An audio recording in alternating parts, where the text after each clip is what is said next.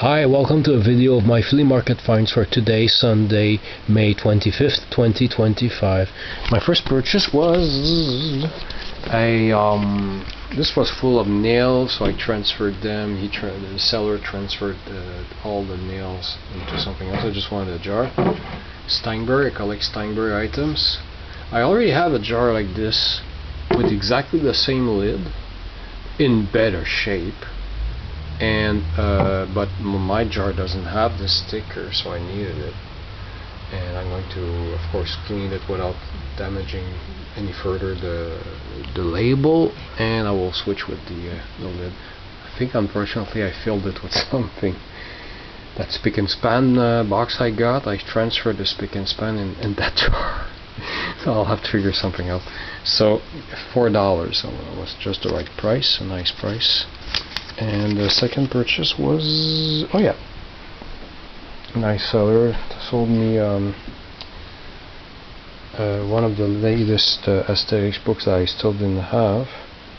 There's a slight damage on the spine. He also had this book, which I don't see very often, Asterix chez les Québécois et Gaulois en Amérique. It's a book about well, the influence of Asterix in Quebec. And how many pages is that book? 174 pages. So there's all kinds of stuff in there. TV shows in Quebec. I wonder if this book was distributed in France or just for us. René Lévesque.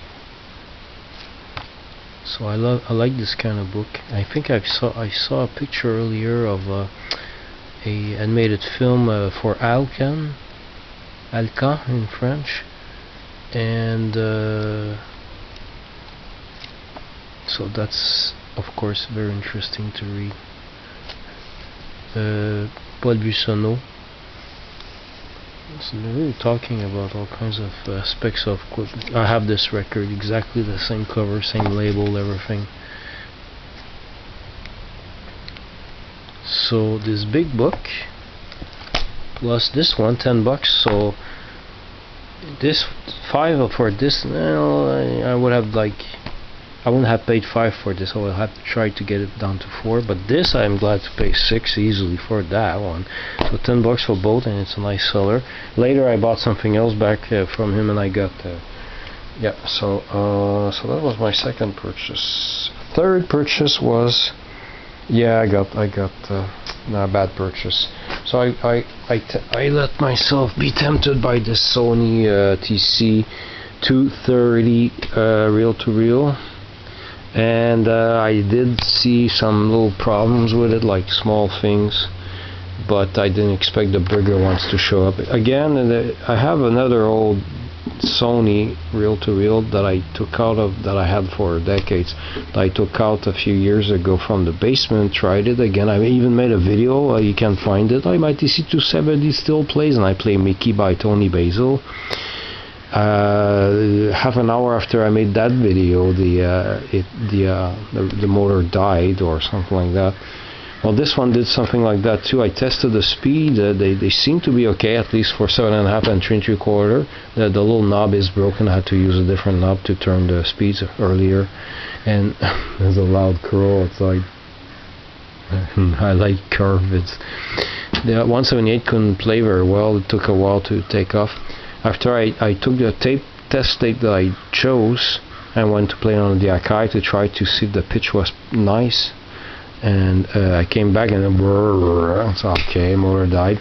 But there was a screw up, and of course I tried to get the price down, because as opposed to this speaker, it has the little switch there, little 1/8 pin. This one doesn't have any. So it was 35 down to 25. I offered 20. I got it for 20, but it needs repairs, and I don't know how to fix these things. The other problem, I forgot to keep the flashlight handy. Oh, there it is. A little screw up that I didn't expect at all. Now you really have to check everything, because the first thing I wanted to do is test the sound. And there's a pin broken into the left line out. I can't even plug an RCA jack in there. So I would have, had that been the only problem, I would have tried to find an adapter from the headphone output to two RCA channels. But when the motor problem starts, okay, another one of those things that will take room and some space. Only funny thing about this is there's, in the handle, there's a dime, a dime stuck there, so it's actually $19.90. Well, you try.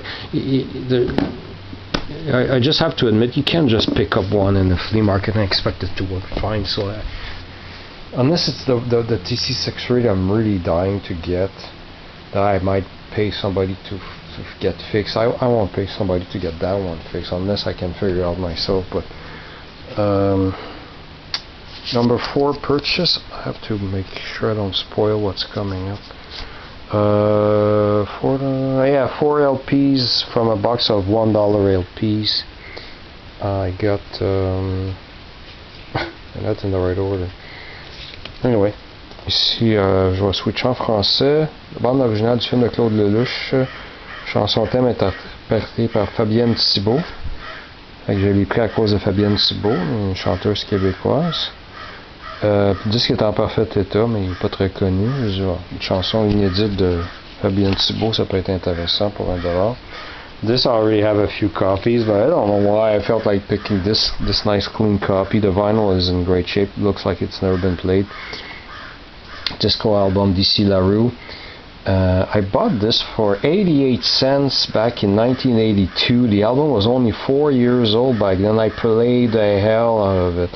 I had gotten first in 1981 and a deletion bin, of course. Forces of the Night, his 1979 album, which I also played to death on our old stereo. So I was stoked to find this one. And at Bunny Mart, I remember it was in a Centre 2000 shopping center. The entire shopping mall is completely it's gone, completely physically gone. It's the parking lot of and the emplacement of a Walmart now. Anyway, at that store, I bought this for 88 cents. So it's kind of weird not weird, but I keep forgetting how little $1 for a record today in 2025 is. I mean, 88 cents plus tax back in 1982, and for 44 years later, I get another copy just for another $1. This I wanted to try. Sills and Crofts, Diamond Girl. Record's in okay shape. It's good shape. Looks interesting. This one is a nice find, but it has some bad long scratches that ruin the last 3 songs of the first side, and the first song of the second side is you're stuck with a. But Summer Samba, oh my goodness, like it's when it says Brazil's #1 organist, they're not kidding. It's really good, and it's produced by Creed Taylor from CTI Records. So for $1, I'm glad to get the other songs that are still playable. So that was a nice find for $1. What did I get after that? I spent 4 hours walking around and looking at stuff that people kept adding. And so after the 4 records at $1, I got a couple of $2 records by Papa John Creech and Zulu. It's hard to describe what it is. He plays a fiddle, but it's not fiddle music at all. It's some, I would say, R&B, funk. Oh my god, I suck at trying to put labels on records in terms of music styles, but it's really good actually, and he plays fine. So I'm glad I got this for $2, and I got another record by him following year. The other one was 74. This is 75 on a different label, Buddha Records. This one's a little bit more heck, there's a track that's a little bit disco, Joyce there. Yeah, R&B, disco a bit, but this one is better. This 1974 album is better, so I got these 2 for $2 each. And after that, let's do tutorial problem on freezer. Oh yeah, this I fell in love with this thing. A little bench or stool, or you can sit on. You can use it as a what's that English word? I always forget. The thing, ottoman. I think you can use it either as an ottoman, it's just the right height, or you can sit on it. It's leather, real leather, with actually it almost goes well with this other bench I already have that's from a shoe store or a clothing store. But I couldn't resist it. For a while I was carrying it around my waist, holding it on the side. So I got this for $10. God, I love stuff like that. Just couldn't resist. After I got this bench slash ottoman made out of leather for $10, I got something rare, but unfortunately in rough shape. I collect these. I forgot to bring the viewer so you could see what it is. For those who don't know, imagine some sort of like. It's hard to describe when I'm not showing it. It's too far in the basement to get one without, and I can't pause this thing. Anyway, it's a Fisher-Price movie viewer. You had a projector one that projected either on a small screen or on the wall, but the light was really weak. Or you had the handheld one that you would put your eye through a viewfinder. These cartridges, I still collect them, but I don't find them anymore. And I have 50 of them, well, a little bit more than 50 now, and 30 different ones, plus at least 20 duplicates. And no, they're not all Mickey and the Giant or Lonesome Ghost. I have other duplicates. Well, this is Pluto in Bone Trouble. They all have the same problem. This is what slowed me down to buying these. A few years ago, all the film stock of these cartridges turned red. So that made me feel old. So they're all the colors are screwed up. It's all in red now. This is authentic Super 8 film, by the way. As a kid, I was too curious and I broke one. And much later, I took a broken cartridge and I actually put a home movie in there. But you have to crank a lot because this is made to be cranked about one crank 12 frames per second. So every other frame got transferred on these films. So I got this, the seller had two of them. He had this one and Mickey and the Giant, but didn't have any viewer or the cartridges. He wanted $10 for both. I said, I don't want this one, I already have it. So label is in bad shape, and that's true. I said $5, and I said, but if you don't want it, no issue, no problem, no problem at all. He said, okay, $5. I gave him $5 for that one. And then I got Bone Trouble. Oh yeah, I got a Expos cap. The guy had a whole bunch of different things laid on the ground, and everything was $1. So I decided to get this dirty old Expos cap with high-grade sausages on the side. Expos. I know it's authentic because the little button there underneath is rusted, but it's cleanable. You just wash it. That's it. So the fact that it's a real one. So for $1, man, $1. Sure. Then there was this record I saw earlier during the day. I think he wanted $2 for it. No. There was a whole bunch of Elvis records all beat up, and I didn't even need them. But this one, well, a little damage here. This is a tribute to Elvis Presley by the Lincolns. This is a local group that I've never heard of. When I was a kid, I had a whole bunch. My dad had a whole bunch of Trans-Canada records, and in the back, it wasn't a list like that. It was a whole bunch of little black and white photos of all the other records you could get. And I used to see this one, and it looked so cool. So it's fun to. I'd never seen it, the actual record. So it's so badly made, but I actually it's. I've only checked a few spots. It plays much better than it looks. And it's fun to play. Like it's a nice change than hearing the originals, because the different beats, and it's not always the same singer. You can see they're from around here because there's a Quebec license plate on this car and on the photo. So the titles are all effed up. First of all, no bothering writing on underneath each title in parentheses who wrote the songs, or just the titles. And the titles are often wrong. They left one out on the cover here. So they have Don't Be Cruel, yeah, Love Me Tender, Mystery Train, yes, Hound Dog, One Night With You. I'm sorry, but the title is One Night. It's not even there. Then the other side is Money Honey. This is I Forgot to Remember to Forget Her. There's no her at the end. Here they wrote I Forget. Treat Me Nice. Heartbreak Hotel. Here they wrote Heartbreak in 2 words. Let's Have a Party. Anyway, very, very low budget. And it was $2. I left it behind. Much later, during my run, I saw it was still there, of course. I took out, she was busy selling something else. I took out $1.50 in my hand. And I said, you know that record there, it's a little bit beat up. And there's a scratch somewhere. Actually, the scratch, I was lucky because you can't even hear it. So that's weird. And I offered $1.50 and she smiled and she just took $1. I said, $1. Oh, thank you. She let me have it for $1. So that was really sweet of her. After I offered her $1.50, she said, oh no, $1. So that put a smile on my face, and I'm glad I got it.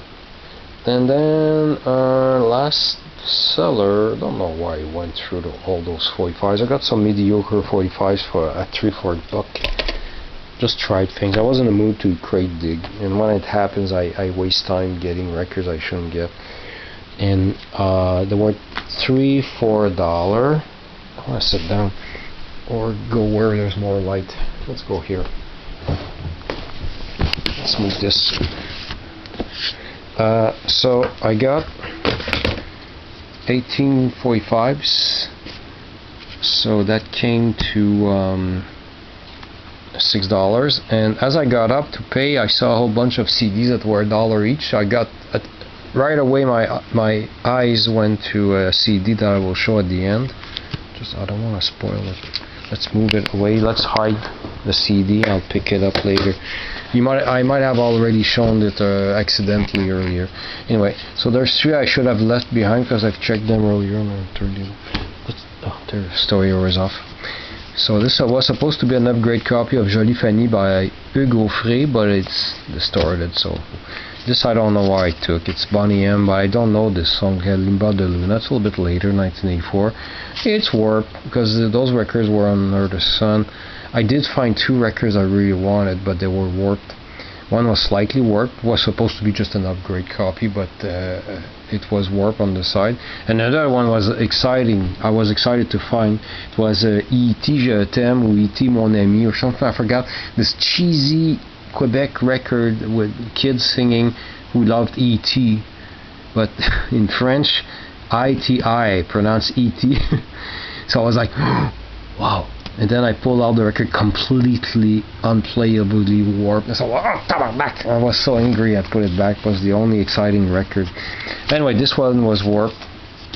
And this I don't know why I got. One of those crappy records I got as a kid in those 99-cent surprise packs of 45s. I don't remember, it was 9, 11, 10. They put the 9 in the pack for 99 cents. Something like that.